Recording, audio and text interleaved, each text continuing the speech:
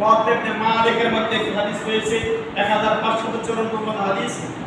মালিক ইবনে আনাস রাদিয়াল্লাহু তাআলা থেকে হাদিসটি বর্ণিত।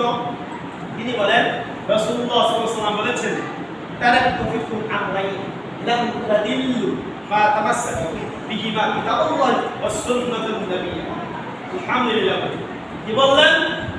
আল্লাহ নবী বললেন, আমি তোমাদের নিকট এমন দুটি জিনিস রেখে যাচ্ছি, তোমাদের মধ্যে দুটি জিনিস রেখে যাচ্ছি, যদি তোমরা দুটি জিনিস আঁকড়ে ধরো মানে এই দুটি জিনিসকে তোমরা অনুকরণ করো, তাহলে তোমরা পথভ্রষ্ট হবে না। সুবহানাল্লাহ। নবীজি বললেন, যদি তোমরা দুটি জিনিস আঁকড়ে ধরো তাহলে তোমরা পথভ্রষ্ট হবে না। এখন আপনার আমার মানুষ কোরআন তো মানে না, কোরআনের হাদিস তো মানে না, কোরআনের কিছু মানে কিছু ছাড়ে। আল্লাহ বলছে কিছু মানবে কিছু ছাড়বা, তুমি মুসলমান হতে পারবা না, পরিপূর্ণ মানতে হবে। আল্লাহ বললেন কোরআন এবং সুন্নাহর কথা কেন বললেন? কোরআন এবং সুন্নাহ মানে হাদিস। যে ব্যক্তি কোরআন হাদিস পরিপূর্ণ মেনে চলবে এই ব্যক্তি পথভ্রষ্ট হতে পারে না। কে বললেন? আল্লাহ রাসূল সাল্লাল্লাহু আলাইহি ওয়াসাল্লাম। এখন আপনি আমি কিছু মানুষ পথভ্রষ্ট হচ্ছে, কিছু মানেন কিছু মানেন না। আমি একটা উদাহরণ দিচ্ছি। আমার এক পরিবার যখন পড়তাম, আমার এক উস্তাদ আমাকে বললেন, বাবু তোমরা আমার সন্তানের মতো, তোমাদেরকে উপদেশ দিচ্ছি, তোমরা লেখাপড়া করার পর কেউ মাদ্রাসায় চাকরি করবে, কেউ মসজিদে নামাজ পড়াবে, কেউ সামাজিক ব্যবসা বাণিজ্য করবে, কেউ চাকরি করবে।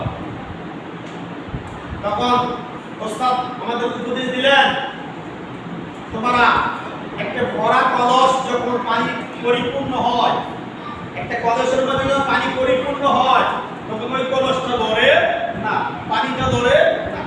সেই কলসের মধ্যে পানি অর্ধেক থাকবে, পানিতে একটু পানি থাকবে, 5 গ্লাস 10 গ্লাস পানি থাকবে, পুরো ভর্তি পানি থাকবে না কলসটায়। তখন পানি এদিকের পানি ওদিকে বাড়ি দেবে, এদিকের পানি এদিক বাড়ি দিবে। তার মানে কিছু মানুষ থাকবে কোরআনে কিছু জানবো, এত পণ্ডিতি দেখাবে যে তুমি আলেমের চাইতেও বেশি পণ্ডিতি দেখাবে। কিছু পাবলিক হবে বিশের ভাষা হাদিস জানার পর, দুই একটা কোরআন হাদিস জানার পরে আলেমের চাইতে বেশি পণ্ডিতি করবে। ওই সময় তুমি সবার পণ্ডিত ধারণ করবে। আল্লাহর কাছে বলবে, আল্লাহ তাকে তুমি হেদায়েত দান করবে। আলহামদুলিল্লাহ। ওস্তাদের আল্লাহ রাব্বুল আলামিন এই ওস্তাদকে জান্নাতুল ফেরদৌস করে সকলে বলি আমিন। তো বন্ধু বলবো, আপনি যদি কোরআন হাদিস যে ব্যক্তি ইসলামের দাওয়াত দিবে সে পরিপূর্ণ জানবে, সে পথভ্রষ্ট হবে না। যে একটু জানবে, নিজেকে অহংকারিতার দিকে